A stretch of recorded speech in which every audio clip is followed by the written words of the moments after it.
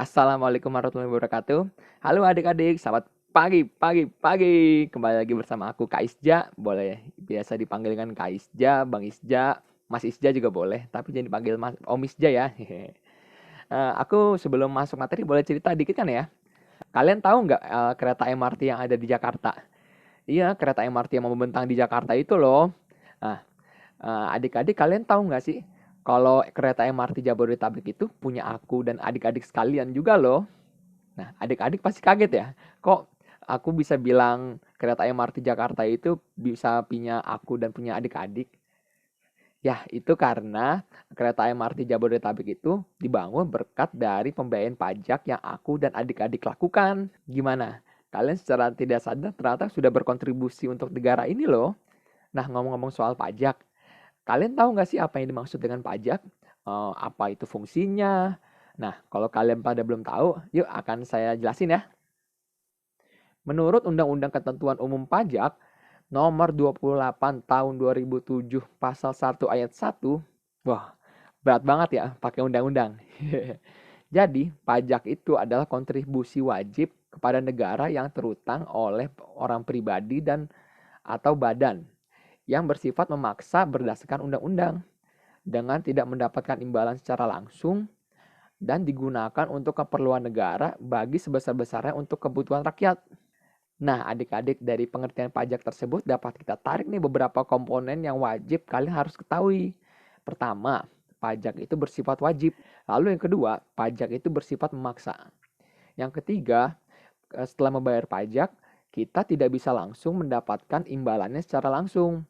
Lalu yang terakhir, yang keempat, pajak ini berdasarkan undang-undang.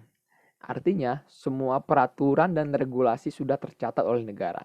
Jadi adik-adik nggak usah khawatir untuk membayar pajak. Tapi tenang saja adik-adik, pajak yang kalian bayar ini bakal kalian nikmati juga dalam bentuk pembangunan.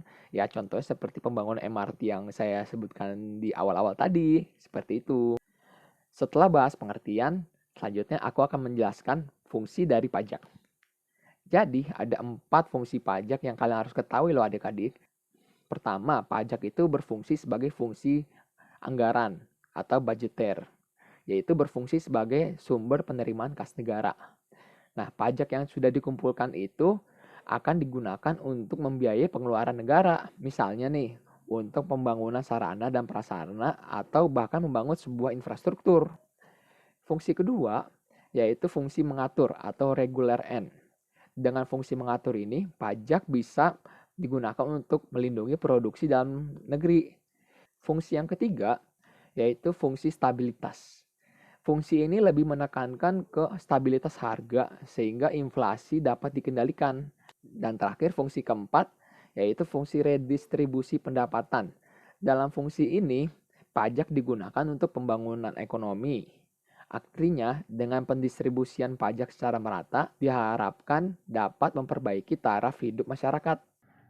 Gimana adik-adik, sampai sini masih pada fokus nggak ikuti materi Kak Isja? Nah, biar makin fresh lagi, sekarang aku akan kasih kuis ya. Biar adik-adik pasti makin melek dan terus merhatiin Kak Isja. Cie. Nih ya, tadi awal-awal kan aku udah ceritain nih mengenai pembangunan MRT Jakarta. Nah, pembiayaan MRT Jabodetabek ini masuk ke fungsi pajak yang mana ya?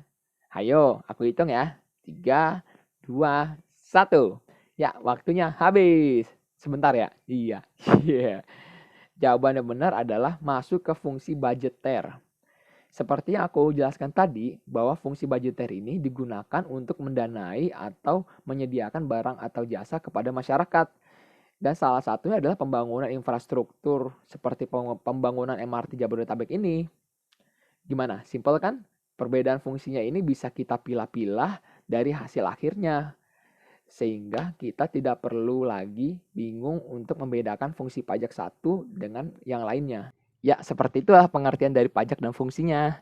Nanti di pertemuan berikutnya, aku akan menjelaskan lagi lebih banyak mengenai pajak. Karena materi pajak ini sangat hot loh untuk kita pelajari. Sehingga kita juga bisa mengerti secara langsung bagaimana cara membantu negeri ini tanpa harus melakukan hal ekstrim lainnya. Segini saja ya pertemuan kali ini. Bye-bye. Salam pintar adik-adik.